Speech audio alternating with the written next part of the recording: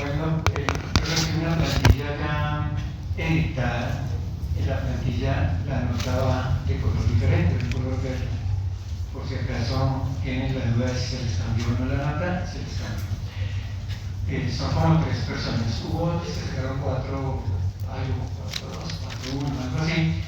Pasó exactamente lo mismo, dependiendo de si la pregunta era las primeras 3 o las segundas 3, la nota cambió o en el primer trabajo o en el segundo trabajo. Por eso cuando sacan notas, miren a ver en cuál de los dos pudo haber cambiado. Y hay varios que sacaron 3,32 o 3,33 o lo que sea, así hayan sido 2 décimas o 3 décimas, de todas formas les cambió la nota. Digamos que en el trabajo tenían 3,31 y el evaluación sacaron 3,33, de todas formas se cambió, para que estén pendientes de esas cosas. La gran mayoría, como no sacó 1, no sé, esas sí no se cambiaron. No fui tan miserable de cambiarle la nota para abajo, porque no tiene ningún sentido. Hoy vamos a mirar los medicamentos antimicóticos y seguramente tengan una evaluación ahí también, pero las preguntas que vienen hoy son solamente 3. 2 relacionadas con el tema pasado, antiparasitarios, y una relacionada con su trabajo de micosis, como les había advertido. Pero solo son 3 preguntas. Y está muy fácil. Ahora, de esas preguntas que ustedes vieron en las evaluaciones, pues hay un perfil de cómo se hace la pregunta. El examen, la gran mayoría de preguntas de este examen las hice yo, ya está listo, hace rato. Por si acaso algunos de ustedes dicen, no, mire, yo ya no quiero mirar el examen ya, pues se lo hago ya. Son los que se queden sentados hasta el final, y yo con mucho gusto, yo doy la opción de que sea ahora lo escrito, como quieran, pero ya están listos. Entonces, fíjense en el perfil. En el perfil de preguntas, que es la evaluación, porque así van a ser las del examen. Exactamente igual. El perfil quiere decir sobre qué se enfoca la pregunta, ¿no? Sobre qué aspecto. Bien. Entonces, hoy vamos a mirar. ¿Quieren que les haga la evaluación ya? No, pues para que estén más tranquilos, porque si van a estar estudiando todo el tiempo, pues no les puede ir bien ni en la una ni en la otra. Entonces, puedo decirles que saquen lógica ya, hago la evaluación y luego digo como la clase. ¿Ustedes qué dicen? No. A mí me fascinan los referentes, como los petristas, me fascinan los referentes. Levanten la mano los que quieren la evaluación ya. No. Es como arrancar y ver una alcanza a tener puntaje. Ya no, okay. Entonces, digo que arrancarlo porque va a haber. Bien, entonces nos vamos con la primera parte del tema. Este micrófono está recorrocho, entonces me va a tocar gritar bastante. Bien, los medicamentos antimicóticos, por supuesto, son medicamentos que son fabricados para el tratamiento de las infecciones por hongos. Y en las infecciones por hongos, que fue la razón por la cual hicieron ese trabajo de micosis, las infecciones por hongos tienen 2 perfiles. Uno, cuando uno tiene una contaminación accidental. Por ejemplo, a cualquiera de nosotros nos puede dar una tiña, a cualquiera de nosotros nos puede dar una epidemicosis, a cualquiera de nosotros nos puede dar una candidiasis, y eso no quiere decir nada. Simplemente que metimos el pelo o las manos o lo que fuera en el sitio donde no tocaba, en el momento en que no tocaba. Es un accidente. Pero existen otras micosis cuyo perfil es el de una infección dentro del organismo en el cual siempre hay una implicación inmunológica, y es que esa persona tiene un defecto de la defensa. Por ejemplo, a ninguno de nosotros nos va a dar histoplasmosis, ojalá, pero no nos va a dar porque la respuesta inmune es muy buena. El día que nos ve, hay que tratar, pero hay que mirar por qué me están dando histoplasmosis, porque no me puede dar. Simplemente no me puede dar, porque yo me tiene que los murciélagos 10 años seguidos y me voy un murciélago, pero haga todo para que me haga micosis profunda, pero eso no va a pasar porque sí. Por eso, cuando se fabrican los antimicóticos, se piensa en esas dos posibilidades.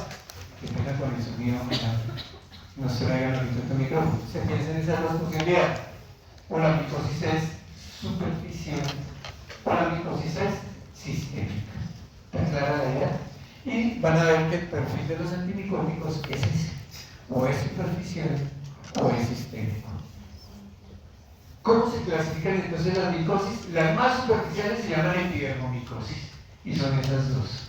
La pitiriasis versicolor, que es producida por la malacea Wilson, es una micosis muy superficial, casi siempre se adquiere en piscinas y cuando uno va a un río y se tira con una lagartija subirse encima de una piedra de cada una zona, ahí es donde uno se la gana. Y usualmente esa pitiriasis, pues la gente pone el color blanco, pero el color hace referencia a que se pueden ver varias tonalidades dentro de la lesión. La otra es la micosis del pelo, ustedes ya saben ahí, que se denomina como piedra, porque se toca un pelo y siente como incrustaciones de piedras entre el pelo. Por eso se llama de esa manera. Pero esas son las más superficiales de todas las que están en la epidermis. En segundo lugar están las de la dermis, que se llaman micosis cutáneas. Y clásicamente esas son las tiñas. Entonces, fíjense que arriba están las pitiriasis, que son las más superficiales. Pero si yo ya cojo la dermis, a eso se le llama tiña. Y ahí también están las de las uñas, las lesiones de las uñas. Entonces, las clásicas cutáneas son esas dos, o las tiñas o las onicomicosis. Esas son las más comunes de todas. Y ahí aparecen estas dos, que siempre son accidentales. El intertrigo, la somicétrico, es la lesión en zonas que sudan mucho. Estas que son horribles.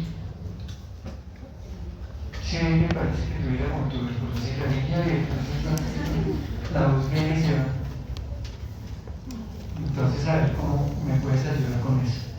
Entonces, el intértrigo nasomicético es una clásica infección por hongos por deshacer. Uy, ahora sí me puso a brincar, se fue el sonido. Tranquilo. No, yo estoy tranquilo, está la visión y la vi. Entonces, el intértrigo nasomicético, cuando ustedes lo vean, lo van a ver debajo de la glándula mamaria de una viejita. Porque a veces ya no, pero la van a entrar ahí, no tampoco. Se levanta el pecho, que tiene escurrido y ahí está el intértrigo. Bueno, que son muy gordos. Y la piel de la barriga cae sobre la ingle, pero la ingle nunca le llega ni a morir. Siempre que hay un intértrigo, si ustedes están examinando al paciente, levantan la piel de algo y ahí está. No lo vayan a coger con los dedos. Se lo ganan. Aunque no es grave, lo voy a buscar. Y ahí está la candidiasis. Miren que la candidiasis no está en la superficie. La candidiasis está en las dérmicas y de ahí donde sea, porque la candida puede invadir cualquier cosa. ¿Me dejaste sin sonido? No. ¿Me están oyendo bien atrás? ¿Sí? No. Allá atrás no me están oyendo como yo siento que se bajó el sonido. Y eso que tengo tapón de seguro. ¿Miremos ahí? Miremosla. No. ¿Qué? Yo creo que me le estás bajando el sonido. Eso es lo que no quieres que... Ahí. ¿Ya me oyen atrás? Tampoco, bueno, loco, ¿usted está seguro que no tiene tapón de salud? Sube lento poquitico. Perfecto. Sí, yo soy súper perfecto. Ahí ya me están escuchando. Ah. Es que ayer estuve en una conferencia y me tocó hablar como 3 horas y estoy sin voz. ¿Ya? ¿Ahí me escuchan bien? ¿Ya? Listo, parece que ahí. Gracias, mi chino. Muy querida su merced. Bueno, después vienen las subcutáneas. Subcutáneas profundas. De aquí para abajo ya son micosis profundas. Y fíjense que ahí hay dos. El micetoma o piedra madura, que es dramático, que es una cosa gravísima, porque casi siempre coge hueso y de ahí para afuera, es decir, casi siempre la conostiomilitis, y la esporotricosis, que es de ganglios linfáticos y de tejido linfoide. En todo el trayecto linfático, esporotricosis, pero fíjense que eso ya es subcutáneo. Y después de esas subcutáneas, entonces vienen las micosis profundas, donde estaba su trabajo. Ahí están todas. Entonces, paracoccidioidomicosis, histococcidioides, criptococos, tal. Aquí está la candidiasis sistémica, que no debe ser considerada una micosis profunda. La candidiasis siempre es superficial, solo que en personas gravemente afectadas por una inmunodeficiencia se vuelve sistémica. Pero no es lógico encontrar una cándida tan profunda. Las cándidas son de la piel y de los uñas, y ahí se quedan siempre. ¿Estamos? Entonces los que en su trabajo me colocaron dentro de las profundas una candidiasis, pues falla. Pero yo les dije acá, hace 7 días les dije, no vayan a colocar la cándida, que esa no es. ¡Pum! Como 10 colocaron la cándida. Como si hubieran dicho, ay, García dijo que la cándida. García no dijo eso. Pero ahí están todas ellas, ustedes miraron cuáles eran las más comunes, todas esas cosas, miraron cómo era el ciclo, todo eso, que era lo que me interesaba que ustedes captaran. ¿Quedó clara la clasificación? Es que basada en la clasificación es que se escogen los medicamentos. Por esa razón es que vale la pena tener esto claro.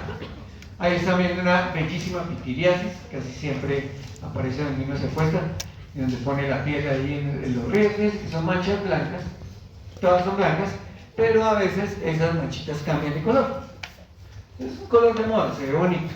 Una tiña linda, las tiñas siempre tienen el reborde activo, es decir, donde está la infección se ve más rojo y el centro se ve pálido. Las tiñas siempre tienen eso. Y pues aquí están viendo una piedra, pues eso es absolutamente feo. Y si se dan cuenta, los pelos de esa persona tienen como unas protuberancias. Por eso es que a eso se le llama piedra, porque se ve eso, ¿no? Como si hubiera, como si miren estas. Entonces, claro, eso se ve feísimo, eso rasca mucho, la persona se rasca y al rascarse se autosiembra la infección. Por eso es que aparecen parches, en los parches no hay pelos, porque pues obviamente eso va tomando los pelos y va quedando como esos turrupes ahí. Bien, fea. Miren el famoso intertrigo blastomicético, es siempre debajo de un pliegue o por donde no logre pasar el agüita del jabón. Miren el micetoma en pie de madura, es gravísimo, como ustedes pueden ver. Además de ser deformante, esto es muy profundo, la lesión es profunda. Y la esporotricosis, como les digo, siempre sigue trayectos linfáticos porque es una afección de tejido linfoide. Sigue el trayecto linfático en toda su extensión y por eso es que es tan fácil diagnosticarla. Ahora, como recuerden que el sistema linfático desemboca centralmente en el tórax, pues la infección puede llegar hasta mediastino, puede llegar a pulmones, pero lo común es que se quede en los trayectos linfáticos de vasos o de brazos o de piernas.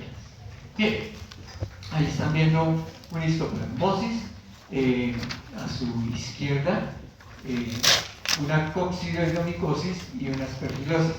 Si les hubiera colocado una radiografía de tuberculosis ahí al lado, es perfectamente indiferenciable de la tuberculosis.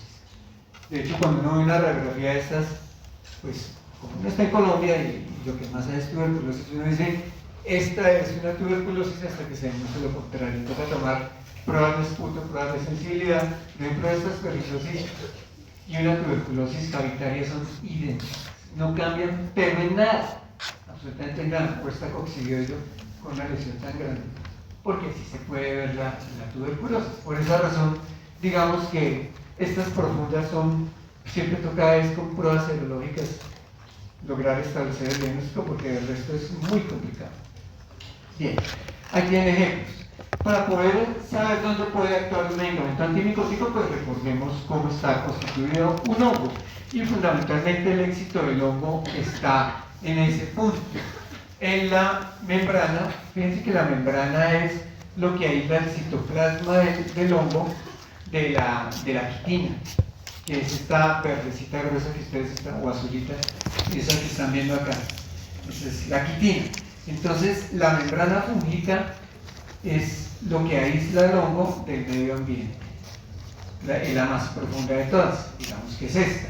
Luego viene la quitina y por último viene la capa de pectinoglucanos, que es lo que permite que el hongo se defienda o se interrelacione con el medio ambiente sin que lo agregue.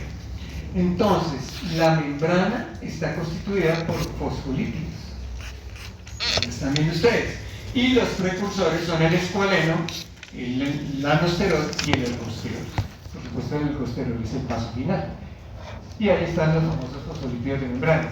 Sobre esto se puede hacer memoria inmunológica, pero si ustedes se dan cuenta, esto es muy profundo. Por eso es que nosotros hacerle memoria a un hongo o una infección por hongos nos queda muy difícil. Fabricarle IgG es muy difícil. Entre la membrana y la pared está la quitina. La quitina lo que hace es darle la resistencia al hongo, es decir, impedir que el hongo se deforme, que mantenga siempre su forma característica. Y es como la queratina de las uñas. Por lo tanto, desde el punto de vista inmunológico, la quitina es anérgica, no tiene ningún poder de generar respuesta inmune. Y la parte más superficial, que es la pared, está constituida por peptidoglucanos. Sobre esto es que el organismo puede fabricar memoria, porque si ustedes se dan cuenta son combinaciones de aminoácidos con azúcares de alto peso molecular. Por esa razón la memoria se fabrica sobre ese punto. Ya lo otro pues es lo que se encuentra dentro del área. Si uno quiere mirar el mecanismo de acción de los medicamentos, los probables sería uno impidiendo la formación de la pared, es decir, bloqueando los peptidoglucanos. Sería una forma como actuarían los antimicóticos. La segunda posibilidad sería bloqueando la formación de la membrana. Y casi todos ahí sí bloquean o la formación del ergosterol o el ergosterol mismo. Es decir, que estarían ubicados en este punto. En tercer lugar están los que bloquean los precursores del ergosterol. Digamos que buena parte de los medicamentos antimicóticos tienen su función. Dentro de la célula, el mecanismo más común es bloquear los procesos reproductivos del hongo, que lo pueden hacer durante la mitosis o lo pueden hacer relacionado con los nutrientes. Eso sí depende del grupo de medicamentos que se vaya a ver. Ahora pongámosle el nombre a cada uno de esos. Si se bloquea la formación de la pared, ahí existe solo un grupo que son las equinocandinas, que bloquean la síntesis de glucanos. Fíjense que esto se llama 1,3-peptidoglucanos. Entonces aquí están las equinocandinas, ya poniendo medicamentos y grupos. Después tenemos los que bloquean el ergosterol de la membrana. Fíjense que con la quitina ningún medicamento. Entonces después, bloqueando el ergosterol de la membrana, ahí están las alilaminas, la nistatina y la anfotericina B. Después de eso tenemos los que bloquean los precursores, en este caso el ergosterol, la síntesis de ergosterol. Ahí están los azoles, ambos, los que son de uso tópico y los que son de uso sistémico, que son los imidazoles y los triazoles. Después están los que bloquean los procesos reproductivos. El bloqueo de la síntesis de DNA, lucitocina. Y el bloqueo de los microtúbulos, la glicerolina. Entonces, o bloqueo la pared, o bloqueo el ergosterol de la membrana, o bloqueo los precursores del ergosterol, o bloqueo el DNA, o el sistema de microtúbulos. Ahí están los grupos de antimicóticos. Si son más superficiales, es decir, los que actúen allá en pared o membrana, con toda seguridad estarán más enfocados en micosis superficiales. Y los otros pues estarán más enfocados en micosis profundas, aunque esto no es estrictamente cierto, porque ya veremos que la anfotericina B, que pertenece al grupo inicial, pues es un medicamento exclusivo para micosis sistémica. Pero digamos que ahí estarían todos. Bien. Ahora, vemos el enfoque desde el punto de vista terapéutico. Para eso hay que clasificarlos. Los antimicóticos son de dos grupos. Los de origen natural y los sintéticos. Los de origen natural, a su vez, se dividen en poliénicos y no poliénicos. ¿Qué quiere decir poliénico? Poliénico quiere decir que su estructura es parecida a la de un macróleo. ¿Se acuerdan de los antibióticos macróleos? Que tenían una estructura como de cuatro rombos. Eran estructuras grandes, pesadas. Entonces, si un antimicótico es poliénico es porque se parece químicamente a los macrólidos. Y si es no poliénico, es porque su estructura es simple, es decir, no es una estructura compleja.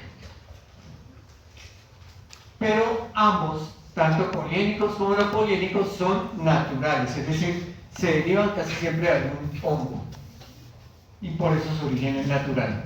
A los poliénicos pertenecen dos antimicóticos totalmente opuestos: la nistatina, que es para micosis superficiales, y la amphotericina B, que es para micosis profundas.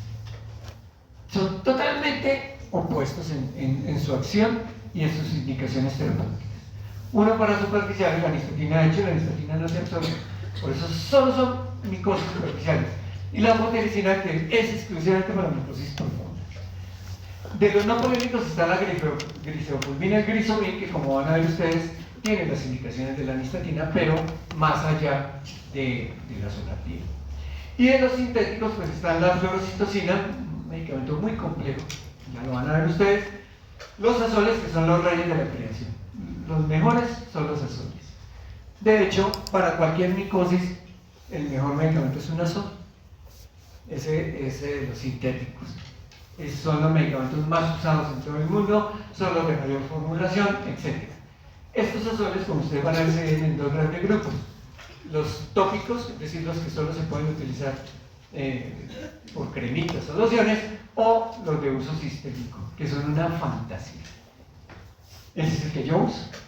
Por ejemplo, la gran mayoría de pacientes míos son diabéticos. Entonces yo soy feliz utilizando fluconazol, para arriba y para abajo, porque lo que más tiene un diabético antes de complicarse mucho son hongos en cualquier lado, y es por lo que más se quejan esos pacientes. Entonces los azoles son muy buenos. Las alilaminas son buenísimas, también tienen esa característica, unas son tópicas y otras son sistémicas, pero son muy buenas, el problema es el costo. Y las equinocandinas, que también son muy restringidas en cuanto a sus indicaciones, como ustedes van a ver ahora más adelante. Bien, entonces miremos ahora la indicación. Para micosis superficiales, como las pitiriasis o la piedra, alilaminas. Esa es la indicación. Van a ver ustedes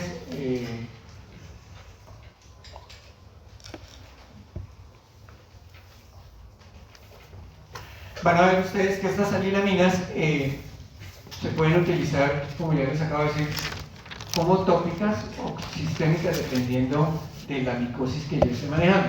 La micosis puede ser superficial, pero yo tengo un problema, y es que a veces se necesita dar sistémico el medicamento para que se eliminen por la piel y puedan tratar estas micosis. Son muy difíciles de manejar estas superficiales, casi que el paciente se queda con eso para toda la vida.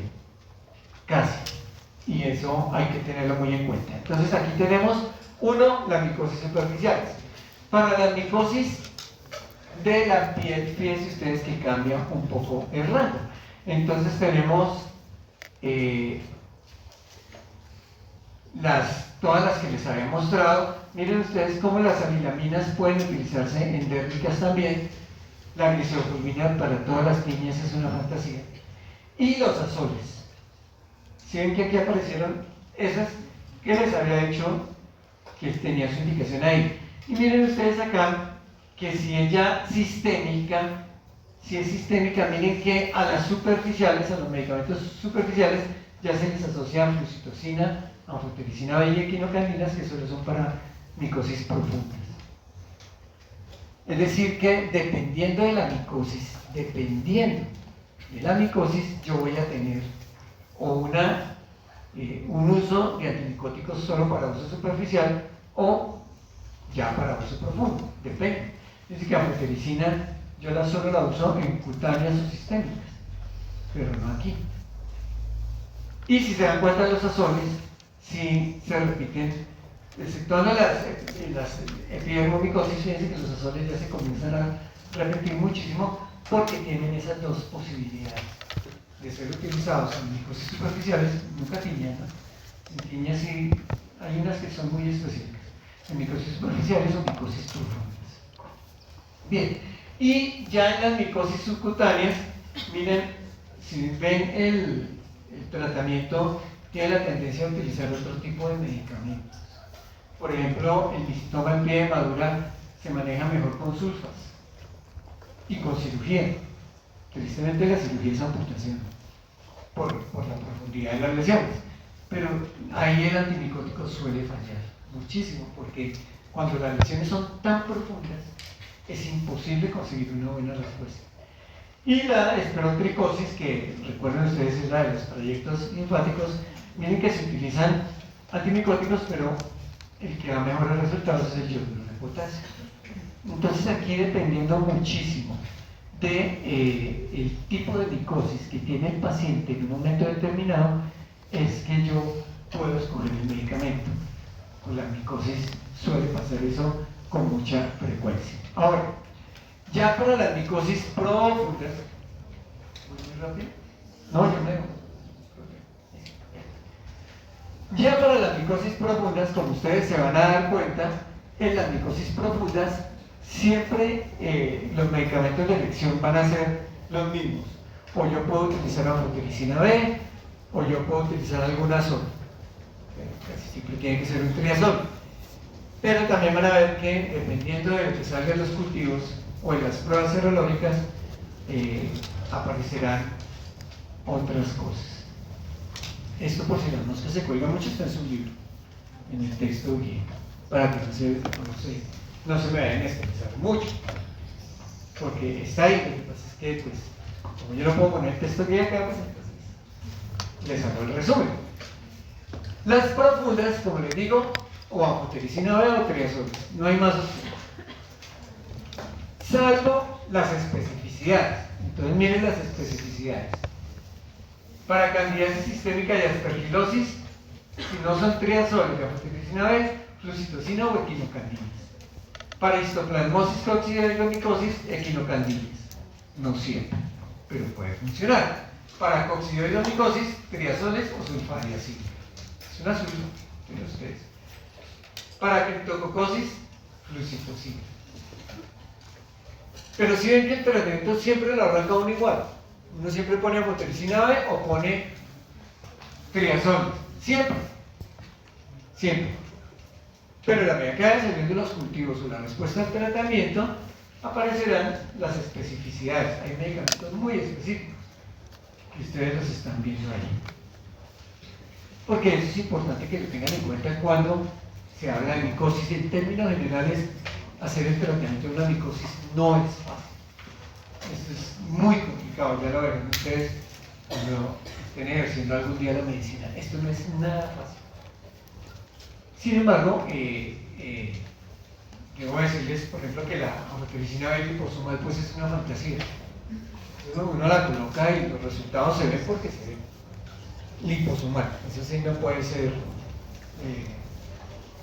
tiene que ser la que viene guardada en capas lípidas, ¿no? Que es la que se transporta fácilmente a todas partes. Bien. Ay. Miren, salió ahí. Yo ya